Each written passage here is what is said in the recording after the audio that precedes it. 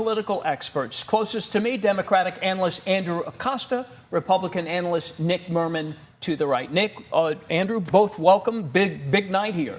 So, Nick, you were involved or are involved with the Bianco campaign, obviously. He's polled very well. Kind of a surprise, strong candidate throughout this whole course of it. Steve Hilton was saying that he felt that Bianco should drop out. What's your feeling about the strength of Bianco to this point, and with Hilton asking him to drop? Well, when Sheriff Bianco announced his campaign in February of last year, he came out of the gates really strong. And even as early or as late as this past fall, was the leading candidate for governor. But political campaigns are about definitions. Can you define yourself before your opponent defines you? And can you define your opponent before your opponent defines themselves? The sheriff's campaign has faltered at that. They have allowed the Hilton campaign to define the sheriff, and they have failed to define Hilton.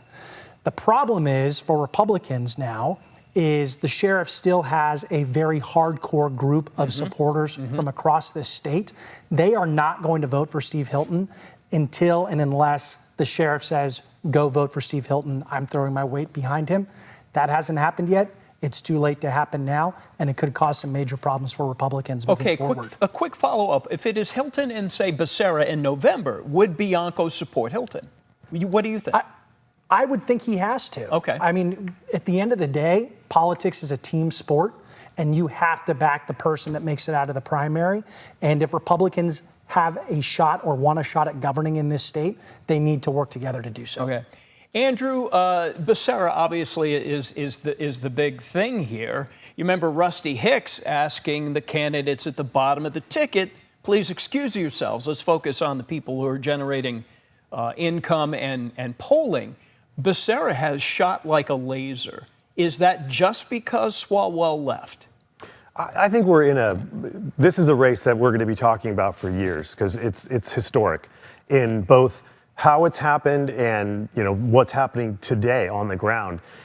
I think there was a big crew that went for Swalwell, and he obviously imploded. The Sacramento contingent, a lot of special interests here, could not be for Steyer. So they went to the next best thing, which is Becerra.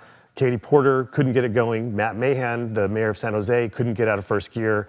So now you've seen everything coalesce, and now what we're seeing today is voters trying to figure out how can they be strategic in their votes and not throw them away. They don't want to see Hilton in the top two. They want to see two Democrats potentially. So it'll be a fascinating couple of weeks as all this plays itself out. In terms of enthusiasm, though, do you feel, Becerra is just the safe candidate? That's not sexy.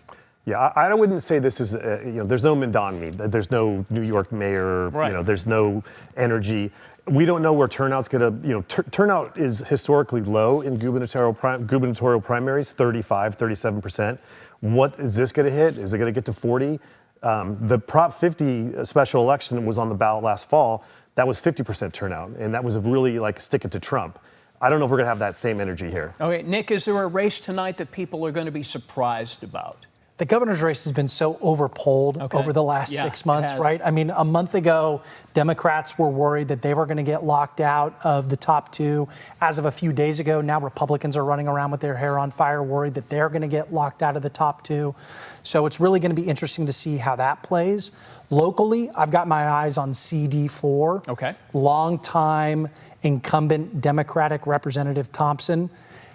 If Eric Jones, another Democratic challenger, makes it into the top two, hold on to your butts because things are going to get crazy come November. There's been a lot of negative Mike Thompson ads running, and I think that's people's entree to that race. It's like all the ads. Gentlemen, we will visit again before the end of the newscast.